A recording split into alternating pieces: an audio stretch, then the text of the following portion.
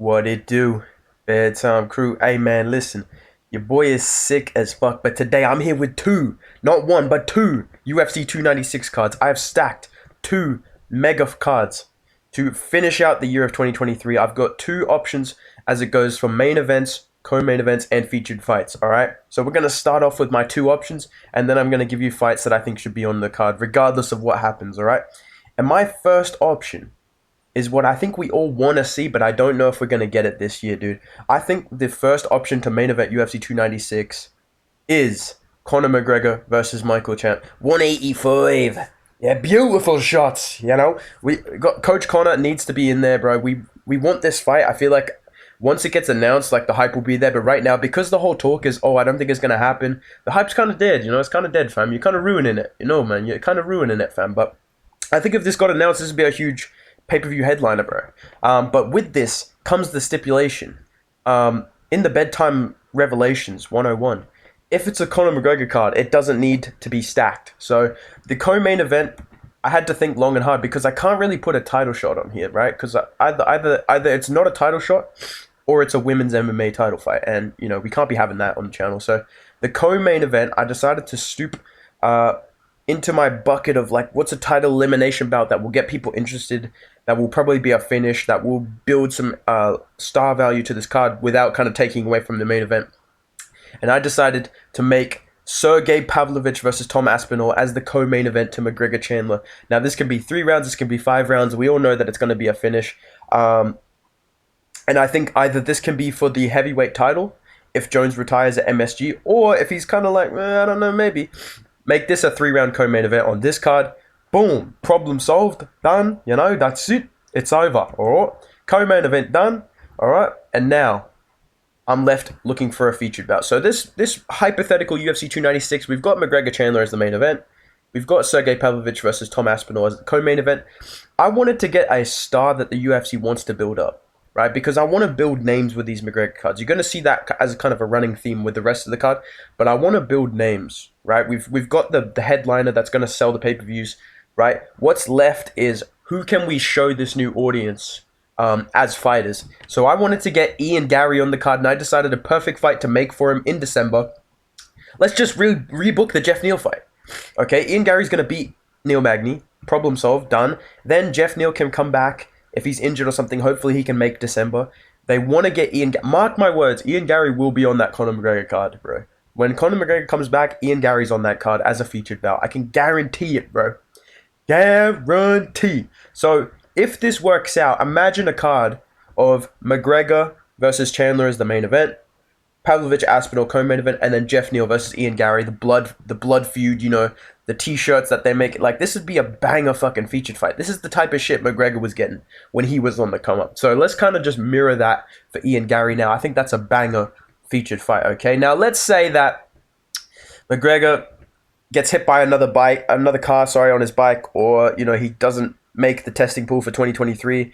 Dana can't get the fucking loopholes going. We're going to need a different main event. Alright, and I think you know who I'm going to put as the main event. I'm the top of guy. If I can't get McGregor, I'm going to stack the fuck out of this card, alright? First thing in the main event, we're going to do Volkanovski versus Topuria. I think this is a very, very likely matchup for December. I do think that Volkanovski will probably fight Topuria next now that Makashev's fighting Oliveira and Gaethje's in talks for a title shot. I don't know if we do see Volkanovski versus Makashev until... fuck, maybe next year, bro. Like, maybe October next year, we could honestly see that happening. Like, I feel like there's a lot of fights that Islam's going to take now that he's not fighting Volk immediately. He's going to fight Charles. He's probably going to fight Gaethje, and then he might just move up and fight Leon Edwards, to be honest. So, in the meantime, let's do Volkanovski versus Topuria. This is a blood feud. This is going to sell some pay-per-views. Volkanovski's a big name now. He's building himself up. But, let's be honest.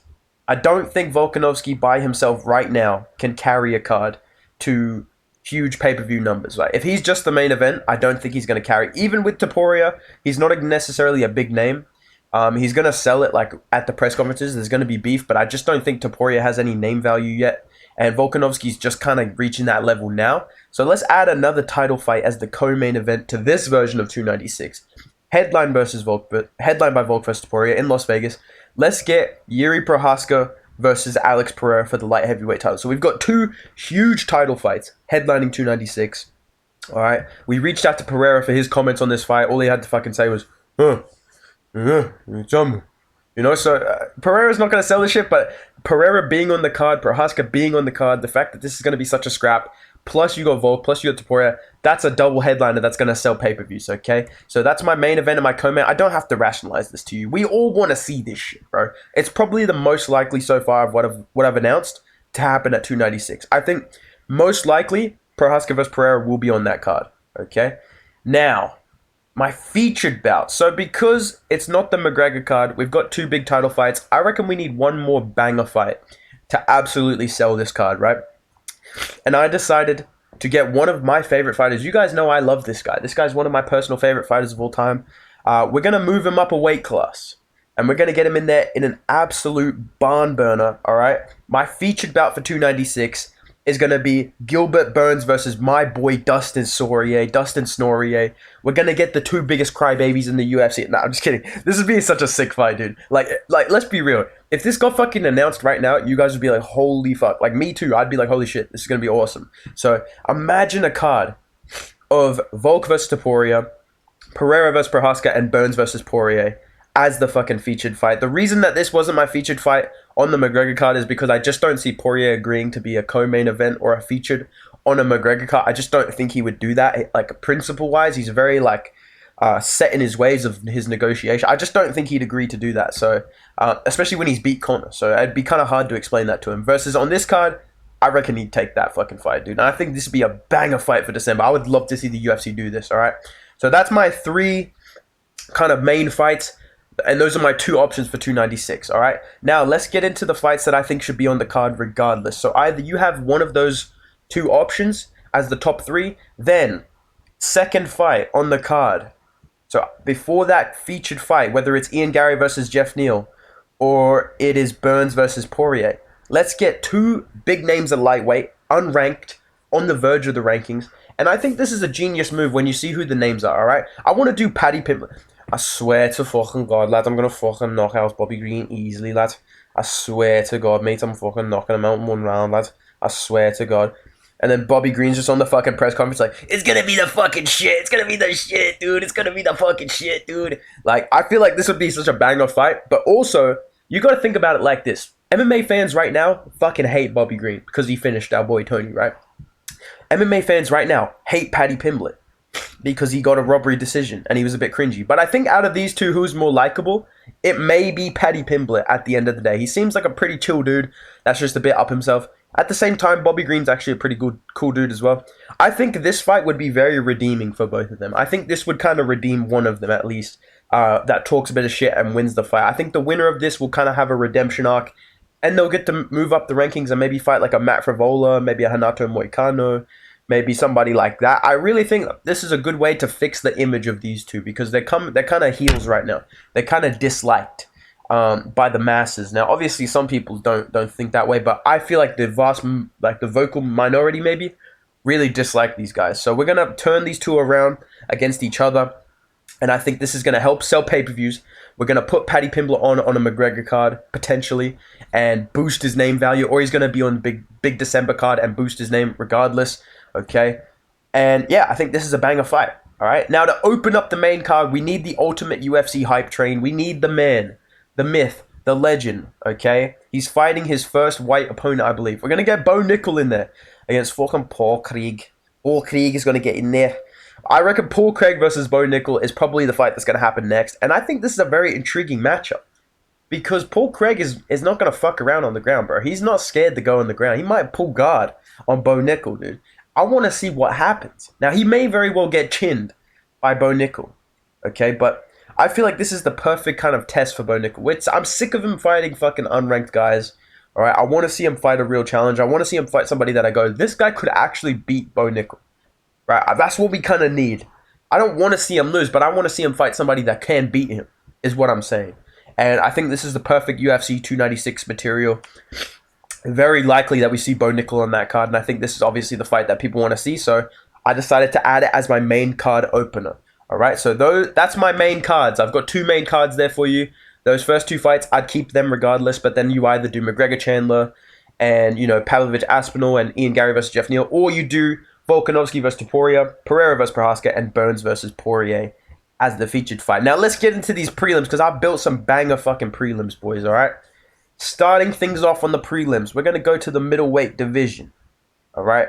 I want to see another Ginger Ninja prospect in the middleweight division. I want to see Joe Pyfer versus Roman Kopylov. I think that this is a very, very high level matchup. I think the winner of this is the real kind of like, oh shit, this guy's going to be a problem at middleweight, if we're being honest. Especially Joe Pyfer. If he wins this, if he can KO Kopylov or submit him, he's fucking deserves a ranked opponent immediately. Get this man like Jack Hermanson ASAP, bro. But regardless of who wins, I think this is a very exciting matchup. This is going to make the hardcore fan very excited. When you see this get announced, you go, bro, I'm actually hyped for this. And the whole philosophy building these prelims, I wanted to get some fights that we really can't predict. Because I feel like a lot of prelims, yes or no, they're kind of just bums getting put in against prospects. And you're like, all right, either this bum gets knocked out or the prospect fucking bottles it somehow. Like, that's kind of the only way they work. I wanted to get prospect versus prospect going. All right, we're going to keep that theme going with my second prelim. I'm going to go to the welterweight division. Now, this one's personal for me, bro. This one's like fucking Batman seeing the dude that killed his parents, bro. This one's personal for me, bro. Fucking Renat Fakret, the guy who killed my boy Kevin Lee versus Michael Morales. I'm saying fuck it, dude. I don't want to see Fakretinov fight another washed up fucking old dude that shouldn't be in there with him. I want to see him fight somebody young, in their prime, that wants to fight, that's there to fucking be a champion. I reckon Fakretinov versus Morales is closer than people think, and I want to see this matchup. I think this is genuinely like intriguing and hard to pick, and that makes a good prelim in my opinion. A good prelim, you should be kind of like, oh shit, maybe this guy might, oh my god, I don't actually know who's going to win this. Like, this is going to be a good fight. I want to see what's going to happen. That's a good prelim in my opinion. Not just, oh my god, this guy's fighting a 40-year-old. Like, what the fuck are we doing? Right? Fuck all that. All right, let's get Fakretinov versus Morales as my second prelim. All right, now we move on to the featured bout on the prelims. All right, I don't even remember what I made. Yes, I do actually. I have notes in front of me. I'm going to go to the bantamweight division. We're going to get some ranked competition on these prelims. I want to see a ranked bantamweight guy that just, you know, he was doing well, but then he lost pretty decisively to a guy that many people thought he was going to beat. So we're going to give him a bit of a step down in competition, but against the guy that realistically could be ranked right now and maybe should be. I want to see Chris Gutierrez versus Kyler Phillips. All right, Kyler Phillips looks like they photoshopped the dude onto fucking Barbie's body. I'm not going to lie, dude, especially with that hair. But this fight would be sick. This would be a sick fucking bantamweight fight, dude. I think the winner of this could move on to fight like a Adrian Yanez, Jonathan Martinez winner. I think the winner of this could maybe at best move on and fight like a Pedro Munoz or, you know, a Rob Font, right? So this is a pretty intriguing matchup. Very high level. We want to get some technique on this card. We've got middleweights and fucking welterweights fighting. We want to get some skill on this card. So let's get the bantamweight division in there. I think this would be a banger fight, dude. This makes a lot of sense too. All right, Phillips is coming. Phillips has beat Song Yadong. He deserves to be kind of top 15 in my opinion. So let's give him a fight. All right. Now for my co-main event of the prelims. This is where I may shock some people. I've got a middleweight bout put together here, and I'm bringing a guy down from the light heavyweight rankings, and I'm putting him into the middleweight division against a very, very high name value, low kind of information guy. And you'll know exactly what I'm talking about when I show this fight. I want to do Jimmy Crute versus Abus Magomedov. Now, I know what you're thinking. What the fuck is this fight? Jimmy Crute was ranked at light heavyweight, just lost to Menefield, is going to probably what's best for him is to move divisions. If he's not retiring, I think he should move down. Right, so let's get Jimmy Crute a big fight at middleweight. But Magomedov is 1-1 at middleweight. He's not ranked.